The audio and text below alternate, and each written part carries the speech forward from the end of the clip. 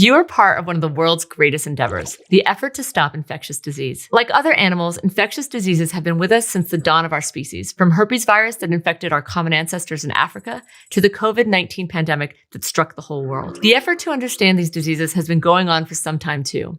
As far back as 400 BCE, civilizations in different parts of the world tried to work out who became ill and why. Since then, we've come a long way in understanding what diseases are and how they spread. And that knowledge is vital to stopping them. But it's not only doctors and scientists who can act on what we know. Infections involve individual people. So everything from the way you and I go about our everyday activities to the way we organize whole societies all influence how an outbreak evolves and whether we overcome it. I'm Bرديس, a professor of genetics at Harvard University, where I study infectious diseases. In this series, we're going to take a deeper look at disease outbreaks, from the microbiology and genetic factors behind them to healthcare systems, social structures, and people who tackle them, including you. Welcome to Crash Course Outbreak Science. The study of outbreaks is a little different from your garden variety science. Not everything about an outbreak can be studied experimentally. Outbreaks are complex situations involving real people and their environments, so we can't perfectly measure and control all the variables. It would also, be highly unethical to release an infectious disease into a population just to study what happens. Though sadly, that hasn't stopped people from doing just that. Even so, it helps to be specific about what we're talking about when we're using words like epidemics and outbreaks. The American Public Health Association's Control of Communicable Diseases Manual, yes, there's a handbook for this, defines an epidemic as the occurrence in a defined community or region of cases of an illness or an outbreak with a frequency clearly in excess of normal expectancy. In other words, an epidemic is when many more people in a group than usual develop a particular illness. We can also use the word outbreak, usually when the region we're talking about is relatively small. That all might seem straightforward, but there's a question hidden here. What counts as a usual amount of illness? It turns out it depends on the community. For example, in the 1990s, there was an outbreak of cholera in Latin America. Cholera is a bacterial disease that attacks the intestines, usually contracted from contaminated water, and nearly 1 million people were infected. Those kinds of numbers for cholera cases hadn't been seen on the continent in over a century.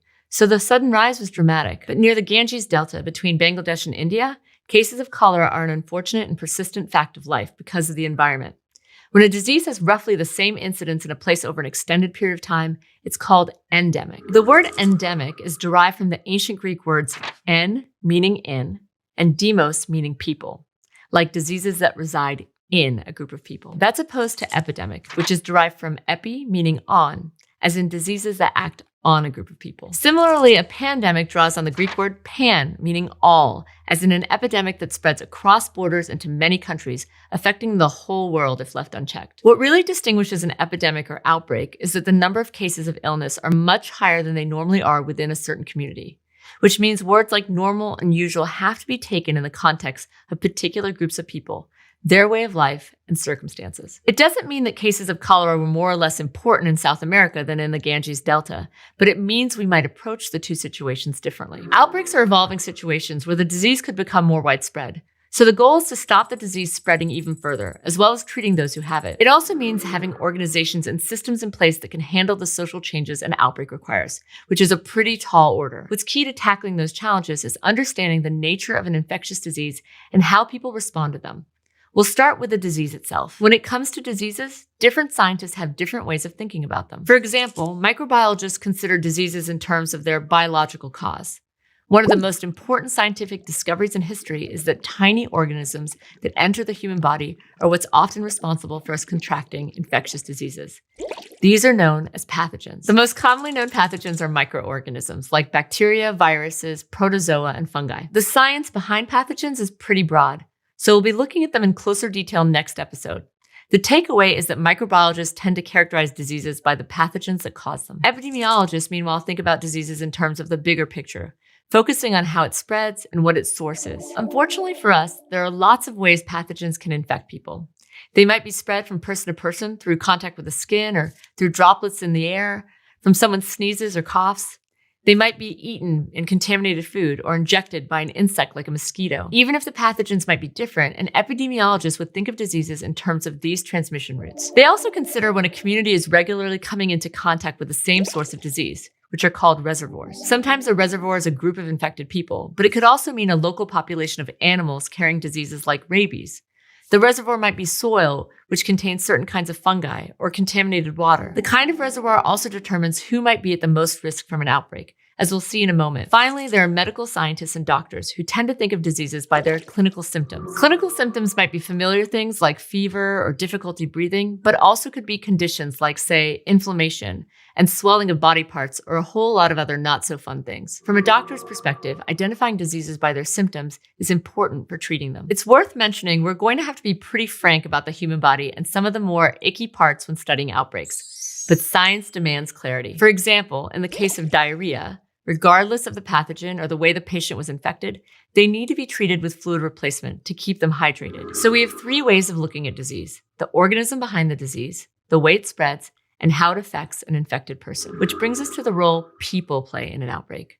Different perspectives of disease help inform groups like healthcare providers, public health experts, and the communities themselves to tackle outbreaks. To see how this all comes together, let's look at a real-life example. We've mentioned that cholera is endemic to the Ganges Delta, just off the coast of West Bengal in India. Although it's endemic in the whole region, scientists can still identify outbreaks in a given community, exceeding their expected number of cases.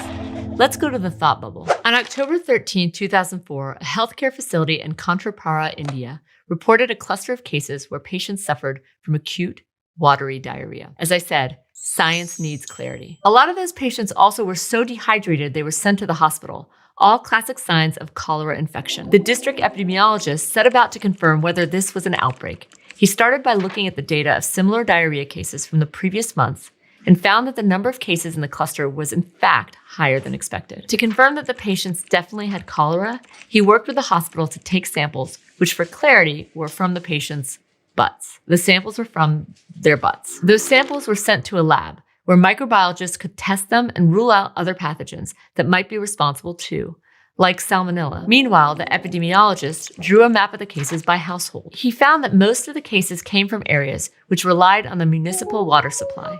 In fact, a nearby area that used a different water supply had fewer cases. It turned out that earlier that same month, the municipal water supply had sprung a leak in its pipeline. That was a major clue. A leak would make it possible for fluids to be sucked into the pipeline and contaminate the water.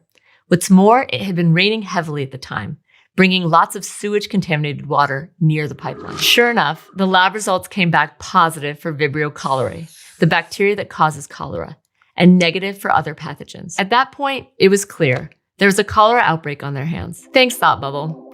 A later environmental assessment with the city's engineers found that, as suspected, the leak in the pipeline had sucked up sewage-contaminated water into the water supply. Thankfully, by that point, the leak had been repaired and water had been chlorinated, and shortly after the intervention, the number of new cholera cases had fallen rapidly. We can see how different perspectives on disease helped identify and resolve the outbreak.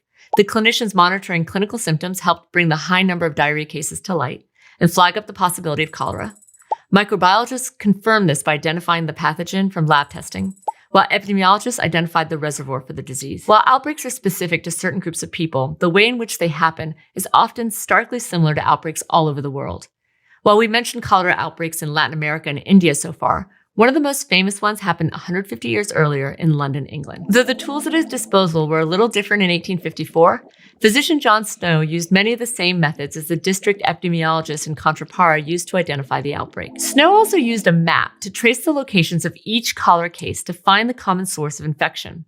Turns out a contaminated water pipe was a culprit of that outbreak too. Contemporary outbreak scientists still map all kinds of outbreaks, often with advanced geospatial techniques and software, including NASA Earth-observing research satellites. And in both Kantrapara and London, the reservoir also highlighted who was susceptible to certain kinds of outbreaks. It was clear that those who relied on the municipal water supply were already exposed to risks from the unfit water system, even before the outbreak. And we'll see throughout the series, environmental conditions play a huge role in determining how outbreaks occur and who is affected by them. But people and practices were also at the heart of the outbreak response. In Kantrapara, monitoring and collecting data from healthcare facilities required social practices that encourage reporting unusual scenarios, like a cluster of symptoms. There are also organizational links between healthcare facilities and epidemiologists that made sure information was flowing in a useful way. Transporting the samples and having laboratories equipped to analyze them required locally available technology and infrastructure. Even before the outbreak, Decisions had been made to have an epidemiologist in the area and labs with the capacity to test for cholera in the first place. After the outbreak, scientists worked with hospital clinicians, city water engineers, district authorities, and the chief medical officer to plan for next steps. That included an investigation of the city pipelines for leaks so they could be fixed before the next outbreak, and making sure the water was chlorinated from that point on to prevent cholera infecting the supply. Which brings us to a final point about tackling outbreaks: communication. Different groups from patients, scientists, governments, and public health workers need to share information and collaborate during an outbreak to ensure the right steps are taken. Throughout this series, we'll continue to look at how the way people interact with one another and the social structures they inhabit all play a role in how outbreaks develop and how we can stop them. And hopefully what we learn in this series will enable you to play a role too. Next time, we'll get into the microscopic world of pathogens. See you then. We at Crash Course and our partners Operation Outbreak and the ثابتي Lab at the Broad Institute at MIT and Harvard